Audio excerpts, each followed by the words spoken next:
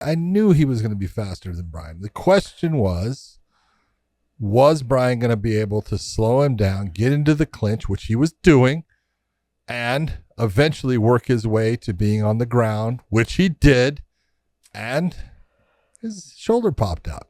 I've seen it happen too many times. It's part of the sport. It's an injury. I know there are some people out there saying, no, that was a submission. No, it wasn't. But, okay, whatever you want to say. But it was like, it was, it's a clear win for Yair. He deserves the win. He was, kind of part of the reason for the injury. Brian pulling his arm out, that's what it was. So he deserves the win. Let me ask you this. I mean, he's probably going to have surgery. He probably has like some sort of slap tear in his labrum, something like that in his shoulder. So he's going to probably have surgery. It'll probably take about 4 to 5 months for him to come back from that. Yep. So that's one. And someone threw out I think at the presser at the end, they were saying, hey, you know what? Is this one of those scenarios where you have Emmett and Yair fight for the vacant title? Or like not a vacant, sorry, interim title. Okay. An interim Why title. An interim? Why? Because Volkanovski's getting his hand worked on, and then they're saying when he does come back that his next fight will probably be at 55. Well, who's to know if first off, Volkanovski's not moving to 155. He's talking about fighting there and then moving back and forth between featherweight and 155. Oh, yes. I didn't get that perception. He's not relinquishing his title at all. No, I get what you're saying. He wants both. I get what you're saying. Oh, okay. But if he wins the 55, he's not going back down to 45. Yes, he is. I don't he think wants that's an both. option. The vibe that I got from Dana, I'm not saying it's an option. I'm saying what he wants. No, what he wants, yeah, but I don't think it's an option. It's like if he wins the title at 55, I think he's going to be stuck fighting there. I think that's going to be where he's going to end up being. Well, if he loses the title, if he wins the title and then loses the next match, then he can go back down probably to 45. But I don't see Dana allowing him to lock up too. And the vibe that I got from him was, you know what? He's kind of done everything at 45. And listening to Dana, he's like, I don't mind the idea of Yair and Josh Emmett for the interim title. Let Volk go and do what he wants to do after his hand surgery. And if he wants to come back down to 45 and fight those guys, great. If he doesn't, then, I like it. Whatever. I kind of got that vibe of let him go to 55. Let him challenge himself. He's done everything he's needed to do at 45. Well, the only guy. Go ahead. The only guy left, really, John, to me, is I don't look at, and no disrespect, and I got a lot of respect for Josh Emmett. He's not a threat. He's not a threat to Volk. I don't look at him as being a threat. He's got punching power. Of course, that's always a threat. We get that. But wrestling pedigree, I'm gonna go. Josh Emmett is the better wrestler. Yes. But I think in MMA, the timing of Volkanovski's takedowns, the way that he shoots his takedowns, how he does it off of the combinations, they work for him. I mean, I think that he in MMA is probably the better wrestler. And in terms of striking, sure, maybe he's got to avoid the shots, but if he crushes the space, fights him in a phone booth, and grinds on him and does all those things, I mean, he doesn't have to fight him in a space either. He's just got to be very cautious on the outside. But I think that Volkanovski is going to be the faster fighter. He's going to be probably the better wrestler, the more the grinder. He's got all those tools and those weapons. And I'm not going to count Josh Emmett out, but I mean, like, in that same breath, I'm kind of counting Josh Emmett out when it comes to that fight. Now, Yair, to me, poses a big threat. Just stylistically, Volkanovski being shorter, the push kicks up the middle to the face, the flying knees, the spinning kicks, all of those things, up elbows, those things all play favor to Yair because of his height and the reach and the speed in which he has. Now, Volkanovski and him might be the similar speed, but in terms of tightness on the feet, Yair is the better striker, and he's going to mix it up a lot more. He's going to keep Volkanovski guessing.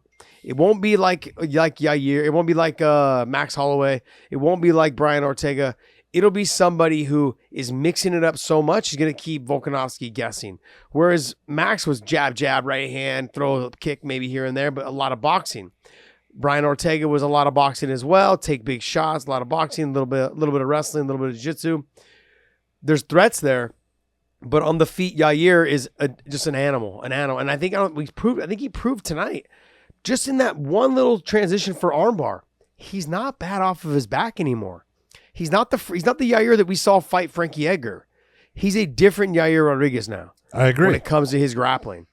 So I don't know. I think I'm not saying he would sub. There's no way I'm saying he would sub Volkanovski. I'm just simply saying, stylistically, I think that Yair is a more dangerous threat against Volk. And I'm not counting out Volk. I've done that too many times. I'm not doing that again. Well, okay. We were text messaging, and you said this whole line to me, and I said, "Good, okay, dinner. I'll take Volk." Yeah. You went, not yet. And I said, if he goes to 55 first, and then after if he loses and comes back down, I'll take Yair Rodriguez for dinner. Because the confidence won't be the same. He won't be the same fighter going up to 55 and then losing and coming back. No matter what anyone says, he will not be the same fighter. I'm going to ask you a simple question. Who was the last fighter that Volkanovski fought that was shorter than him? I don't know if they even make him that short. All right, there you go. The only guy I could think of, maybe Chad Money Mendez. It might have been Chad Mendez is the last one. And, I mean, look, everybody he fights is taller, longer, all those things. Yeah. And it does not matter. That guy is fighting right now at a level that nobody else in that division, in my opinion, right now is going to touch. He is just... Possibly nobody else in the UFC. Yeah, I mean, possibly. Take a look.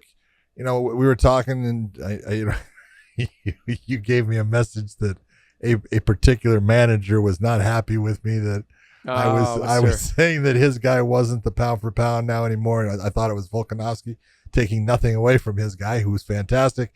But now the writers have done the same thing, so Volkanovski is considered the pound for. Look, he deserves it. His performances, the way he's been fighting, who he's been fighting, and the way he's been handling those fights, either with the finishes or just domination of the actual, fight completely. You got to give it to him. I understand if he's going to be out for a while with the broken thumb, the interim title crap doesn't mean anything to me. But if that's what they want to do, that's their business. Go ahead. I could see him coming back from the thumb injury, and you've got Charles, Oliveira going to be fighting your boy Islam October 22nd. Yep. I could see him getting a shot against the winner. And especially if it was Charles, was Charles, I could really see him getting that fight. I don't know if Islam right now, that's the right matchup, and to bring him up if Islam just won the title. It's something to think about, but I just look and I go, don't want that. He don't want that Islam smoke. Oh, now see, dude, there you go again. Don't want that Islam bullshit. Smoke. Bullshit. Bro, come right on. Now, no. See, you're looking at things through rose-colored glasses because you know one guy. Oh, all right, no. Let's just like Bobby Green was going to get out of the first round, right? John texted me, no, Bobby Green gets it. I said Bobby Green will get out of the first round. Well, no. I did. I thought he'd get out of the first round. I didn't think he would win, but wrong. Look, John. Things can happen in fights, but right now, whatever they're going to do with him, I could see Yair fighting Emmett. I don't want to ever put Josh Emmett down in any ways. He's a great fighter. Yeah. And I don't want someone to be saying that we are saying anything less of him. He's fantastic. But it's like you're saying, I would give the wrestling to Josh Emmett, but speed definitely goes to Volkanovski. Yeah. I think the power, yes, Emmett's got a good right hand. Volkanovski's got two good hands. And that's kind of an equalizer as far as, the whole thing. And then the big difference that I see is Josh Emmett is more of a partitioned fighter, meaning that for the most part, he boxes. Mm-hmm. And he'll use his wrestling sometimes, and he'll separate those two things and go. Volkanovski's the complete MMA fighter who transitions his kicks, hides his hands behind him at times, uses his wrestling. The only thing he really doesn't go after is a lot of submissions. Yeah. He uses ground and pound if he gets to the ground more often, but I just see him as the more complete mixed martial arts fighter at this time. But look, that's why you fight the fight. Josh Emmett can knock anybody out. Josh Emmett can beat anybody. But after watching the Calvin Kattar fight and looking and knowing everything, it's just a hard matchup. Go to mybookie.ag, use that promo code Weighing In, and they'll give you additional spending cash with your first initial deposit. 100% agree. Okay.